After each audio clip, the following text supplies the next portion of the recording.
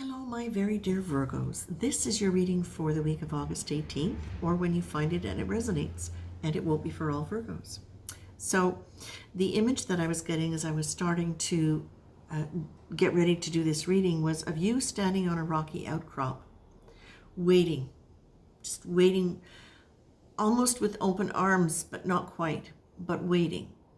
And the songs I was getting were songs of longing in the ocean and just looking out at a horizon but not knowing what or when would come to you or if it would come to you. And then I was hearing one line out of a song called X's and O's, and the line is this: X's and the OOOs, they haunt me like ghosts. Okay, and then it goes on, but that was the phrase that I was hearing. And I don't really know that song, so to have that come in that clearly, it left me feeling as though there was still something from the past that might be a little bit of an energetic restriction for you in terms of having new love come into your life. Now, I went back and when I got all of this, I went back and I looked at the caption for your reading for last week, and it was about, I remember it was about untying the twine from your heart, and that it was just a twine and it was a bow, it wasn't a knot. And that struck me because the cards now, well, that struck me in conjunction with the cards that I pulled after that, which was this: pain, forgiveness, choice. So when I look at that and I interpret it within the context of the other things I was getting, it feels to me, thank you, Spirit is reminding you that it is a choice for you to stay in pain from the past or not. You can untie the twine, and they can help you untie the twine, but you can, and they have helped you untie the twine, and now it's up to you. What they're giving you now is really concrete guidance in terms of how to stay open. What they're really suggesting is, now there's two different feelings I'm getting, they're showing me.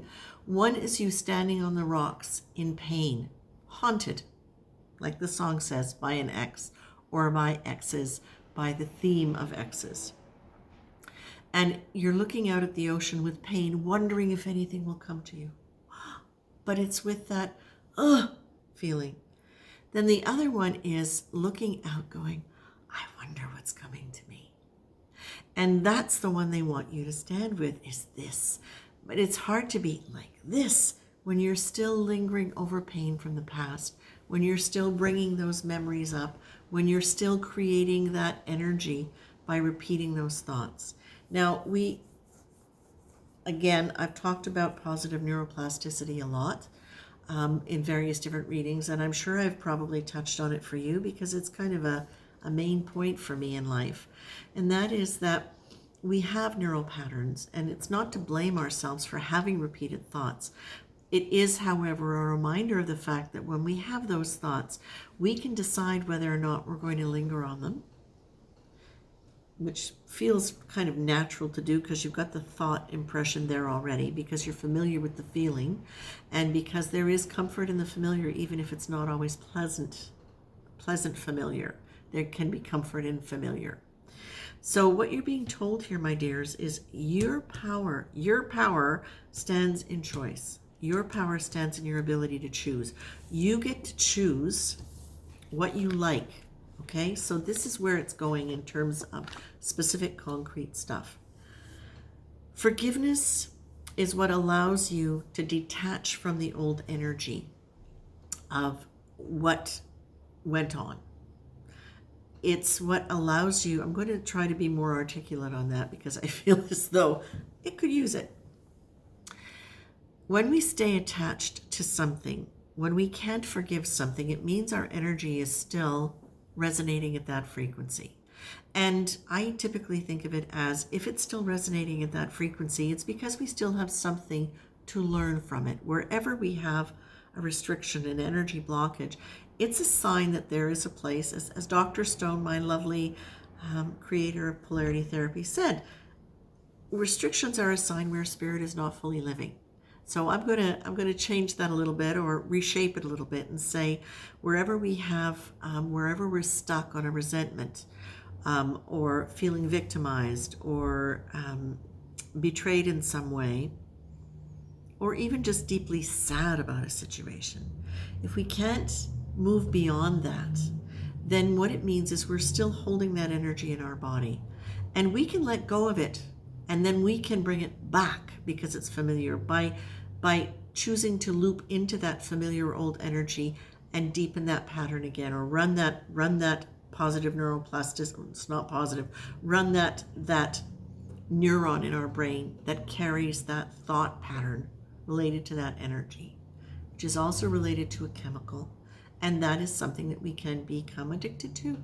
Okay, so the idea is your power comes from the choice to notice when you are doing that, to notice when you are in a state of pain and you linger there, where you linger or deliberately revisit the memories that carry pain with it. Now, when I say deliberately revisit, sometimes it's not a deliberate thing. We don't deliberately call it up. We don't sit there and go, oh, geez, let's see what could make me sad today. But you might have a thought or a flash of a scenario, of a person, of a situation that will activate memories. It's up to you whether or not you choose to go into those. Now, the more practice you have at, I like this, this is great. The more practice you have at intervening on your own behalf and not following into that loop of thought, the easier it becomes the next time to not go into that loop of thought. And this really is a progressive thing. This really is something that happens as a process of physiology and chemistry. Okay? There's a wonderful author, Dr. Paul Pearsall, Pearsall, and he's written many books, but one of the ones that I read early on was something called Superjoy, and he describes the process chemically of what happens to our bodies in terms of repetitive thoughts and painful thoughts. That's a really great book to read because he really, really talks about it in terms of lovingly interrupting those thoughts, lovingly understanding what the physiology is behind it, so you don't blame yourself and just say, oh, I'm weak or I'm lazy, because you're not. Okay? This is something that really can move you in so many different ways, into different mindsets. And as soon as you have a different mindset, what is a mindset? A mindset, think of it, your mind is set at this periphery. Okay, once you start entertaining new ideas, you reset your mind and now you have this periphery. Okay, now you can extend to this periphery. If you keep going back to those old thoughts, you're not living to the edge of where you can live. So in terms of where your periphery is. So now what you get to do when doing this kind of work is you get to be able to understand what you're doing when it comes to thinking. Okay, you get to understand the mechanics of your thought, how it's playing out with you, and what you can do to be able to change that. So one of the things that you are being suggested to do here is focus on the things that you like about any relationship that you had, any attitude that you had around relationship and love, anything that made you feel good, positive, expansive, and strong. And allow yourself to really move away from, as much as possible, move away from the old stories, the pain. Okay? You've already looked at that. If you are still stuck and you can't forgive, there's probably something else to look at there. And there's a part of me that wants to go into choices and options and give you an example of that. So let's see, what would that be? That would be, for example, if I were to say, go back to how that person was never there for me, how many times I gave them chances, how blah, blah, blah, blah, blah, blah, blah, blah, blah. Okay, Well, then my next question would be, what was my role in that? Why did I stay stuck in there?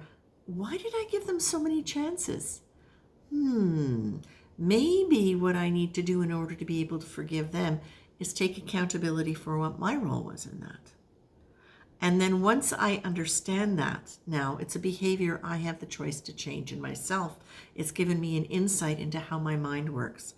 Now, I don't have to hang on to that story anymore if there's nothing else for me to learn about myself from that. Okay? So that's an example of how you can use the need to forgive as a way to self-discover and become more aware of how your mind is working, what the mechanics of your mind is working. Now, it doesn't mean you won't go back to that old story because there's a repeated thought. You've probably had that thought many times over the last X number of months or years, how they always did this and how they never did that. But what you're being told is, watch your words. Focus on what you like, because that's the energy you put out. Think of it like this. Standing on the rocks, waiting for something coming in. You're looking hopeful, you're looking positive, and then all of a sudden you think about that person and you go, and they never did this, and and they kept me waiting, and they did it, and all of a sudden your energy pulls in. Well, what are you opening to in that moment? Not much, okay? So watch your words in terms of how you're thinking about it. Watch your words and what you're saying about it. Check in. Do you actually really feel that? Because chances are, if you really get in touch with your high heart, with your loving heart, you don't still blame them for most things, okay? And again, if there is forgiveness that needs to be had, yours or theirs, that's where you get to self-discover. So this is not a bad thing. This is a good thing, because what you want is you want to be able to self-discover. And certainly in terms of relationships, the more you understand who you are, the more you understand what your role was in creating what you didn't want, the more you're able to understand what you do want and who you are capable of being, okay? And that, whether it's about a love situation or just life in general, it's so empowering.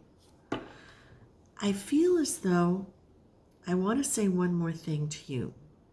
And what is it? Well, I feel like Spirit wants to say one more thing to you. Yes. They're reminding me about the twine around your heart. It's not a string, they said. Remember, it was a twine. Okay? We all have endless twine, and we can rebind our hearts anytime that we want. But what they want you to realize and to please remember is that if you are binding your heart, it's you binding your heart. It's not another person. It's you. And you have the choice to let go of it or not. What they're also reminding you of is choice is power, and that you don't lose power when you make new choices. What you lose are the fears that were linked to the old choices, the fears that were linked to the possibility of those things repeating themselves. When you understand the dynamic of changing your thoughts and your energy as a way of changing what you magnetize to you, the more fearless you become, the more confident you become, and the more you will see it playing out in all areas of your life as you do that you will magnetize the good and the better. So this is Spirit reminding you that all that you can do in every area, in any area, that is focusing on the good, that is focusing on using words of expansion, using words of forgiveness, focusing on what you like, what you appreciate, all of those things raise your energy and raise the quality and the kind of things that you are going to manifest to you, both in people, relationship, life in general. And that's where you have your power. So if you are noticing these things coming up again, take this as a good example or a good opportunity to understand the mechanism of thinking and energy and magnetizing things, and use this as a way to expand your life into something more wonderful in every area. Okay, Virgo?